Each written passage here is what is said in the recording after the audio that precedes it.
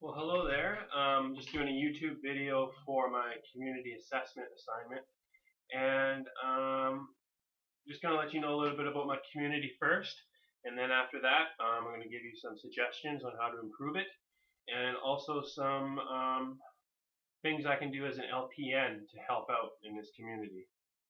The first thing I'm going to do is I'm going to show you some pictures of my community so you have a sense of it, and then after that, I will also have a little bit of information afterwards. So here we go, and I'm just going to turn my computer around so you can take a look at my handy dandy TV, which has my pictures on.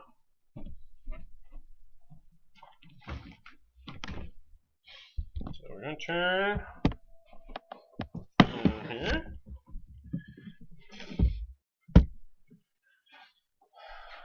Okay, so here are some of the pictures of my community that I live in. And starting off with this picture. This is a picture of our Shoppers Drug Mart that's in our neighborhood. It's the only pharmacy that's in our neighborhood. There's lots of information given by the pharmacist. I know because I had to get some the other day. It's a very busy place in our mall that we have here, and the mall used to be quite run down, and now it's built itself up. And if I keep going, you can see other things in the mall. There's a liquor store, a chicken, fast food chicken establishment. There's a Subway, a Starbucks. You can smell the coffee as you walk by. It's wonderful. Right up in this area, right up in here, and that's another restaurant too, but it's more of a sit-down restaurant. And of course, we have our grocery store in behind as well. So, very busy place. It's our only real large center that we can buy stuff here in our neighborhood. You have to go to the downtown core or wherever to get anything else. I took a picture of this because this is one of the more beaten down parts of our community. It's low income housing. I've seen lots of nasty things here actually. I've seen a murder one time with police tape and cops everywhere. I've seen drug deals go down here. I've seen all sorts of stuff as I walk by it. So that gives you a bit of a sense there is crime and things like that in this community. So moving up the street, and that's the old school that's closed. We have other schools in this neighborhood, but that one is no longer run, and this is a brand new sports field that you're also looking at. You can smell the grass growing as you walk by, especially when they're mowing the lawn. Keep on going here. This is a new area. This is more residential here. It's they're starting to put houses in this area, trying to build it up a little bit. And you can hear the construction as you walk by. You might even be able to hear the construction on our video here because they're working just outside of my apartment right now. And this is some of the nicer houses in my community. You can see whoever it is that lives there has a fifth wheel, and they're doing their thing. So there you go. This is another one of the big parks. If you can see real closely, which you probably can't, it's probably too small, but right around here there's Canadian geese, a whole herd of them. They live in this community, and you can hear them honking as they go by, flying by, and you can hear the lawnmowers here all the time because this is a school district property, and they're responsible for upkeeping of it. So there you go. That's our school, our high school, I should say, in this neighborhood, John Barsby, and it's a beautiful facility inside and out. They've really done a wonderful job. And you can see football here. John Barsby has one of the best provincial-wide football programs in all high schools. They win lots of championships, and they really take it seriously. If you're around, sometimes you can actually go watch a game in the afternoon here. So this is the dumpster outside of my apartment, and boy, do I have some stories from this dumpster, believe it or not. This is all a bunch of junk someone dropped off. People love to do that because they don't want to pay to go to the dump and get rid of it themselves. That dumpster Every day we have countless amounts of people that are there to jump in, see what they can find. So yeah, it's different.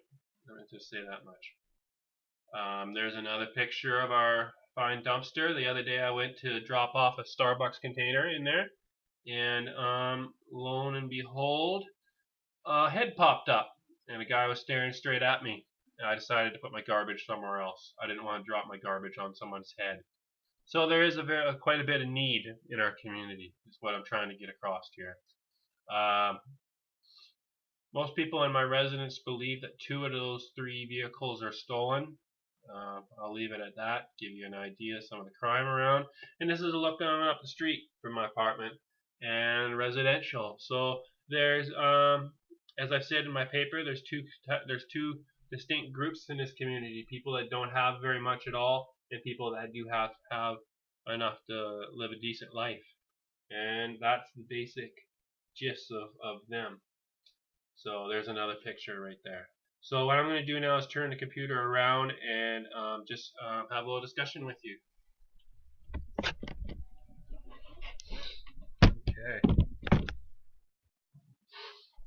So now you've got a bit of a sense of some of the ins and outs of how our community looks and sounds. You have a bit of an idea of that. So I'm going to just take a look at my notes here and give you some ideas.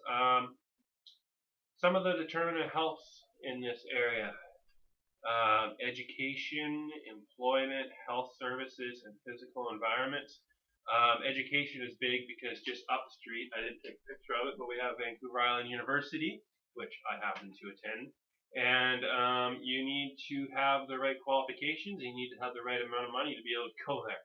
Either that or you go big time into debt. So there's that there, and that's the determinant of health. It's education. There's also elementary and secondary schools, as I was showing there. So those are determinants of health around here. Another one is employment.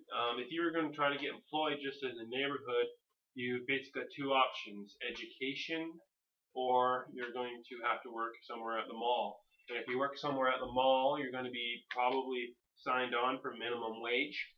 And if you work in the elementary or the secondary schools or VIU, you're going to have the credentials to be able to pull that off.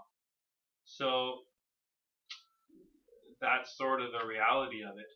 And people that are have-nots, it might be difficult for them to get a job that isn't minimum wage. As I said, with physical environment as another determinant of health. There's some nice areas in town, and there's not so nice areas in town.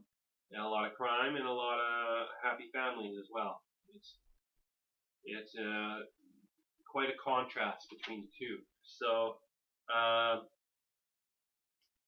to get other services, you kind of need to be able to have your own transportation, or else you need to be able to have a bus fare to get around. And bus fare is $2.50 a ride. And believe it or not, some people probably have difficulty being able to pay that. So,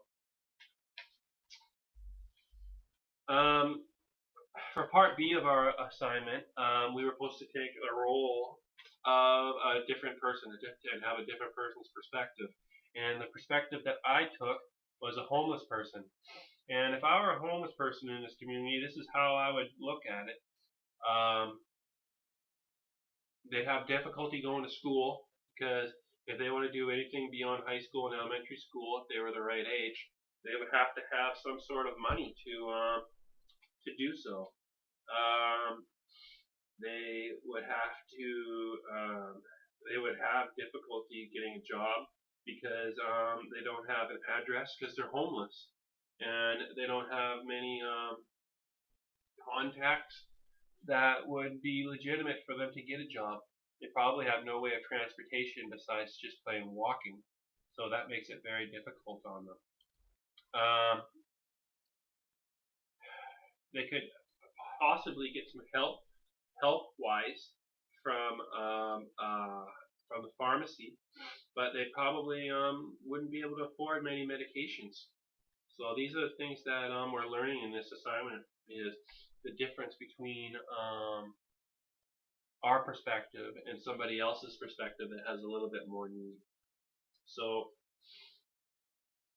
what I believe could change. There's I actually had 5 ideas of things that could change in this neighborhood. And one of them is to have a drop-in clinic within walking distance. I think that is extremely important, and it's something that needs to happen. There needs to be a place within walking distance for people to access help. I think number 2 is that there should be some social housing around here for people that are homeless, because I see quite a few of them around here, and they don't have much, and they're the people that are jumping into the dumpsters as far as I'm concerned. And they need a little bit of help. They need some place to sleep that's warm at night. So as I said in my report, they're not having to sleep underneath the fir trees in the park. So number 3, have education options that are better for themselves. You're never going to see things change for the homeless in this area or any other area if you don't give them an option of education. That is a must, and it needs to happen. And if you don't see that happen, you are going to see great difficulty in people changing their situation around. They're going to be jumping into the dumpsters and trying to do what they can to get by. And I think that is very important that some sort of education is set up for them, maybe at the community hall, or if VIU can figure something out to help people out, that would be great. Number 4, have free info sessions on healthy options. That maybe it could be run through the pharmacy or the community hall. Just somebody willing to talk about just very basic health and nutrition information to help people out that need that information. Again, it would be a huge bonus for this community. See some change in it in some of the areas that are difficult. And the last suggestion is a soup kitchen. Just some place that once in a while people could get a meal. I mean, I don't know how you can expect people to change if they're constantly on empty stomachs. I'm not saying feed them 3-course meals 3 times a day and all that, but some place where they could get a bowl of soup or something like that, I think would be absolutely helpful. So those are just some of the suggestions that I had. And as I move into being an LPN, I know that is my duty to promote health to the people that I associate with. And I thought that 2 ways that I could do that is one would be to write to the local paper describing needs in the community, be completely respectful, and just use what I know, and just encourage and promote change for people in this community. I think it would be an absolute asset to share some of the wealth of knowledge that I've learned in this program, being willing to share it and help people out with it. You never know what type of change could occur from that. And the last idea as an LPN role is to volunteer my services. Maybe I could run something at the community hall to help people with the information that I know. It wouldn't have to go beyond my scope of practice. I'd have to do it completely professionally, but just be able to be willing to help people out as much as I can. I think that would be a huge asset. So those are some of the ideas that I had in my report. I know I went through them fast, but I don't want to go on and on. And this is a topic that you really could go on and on about.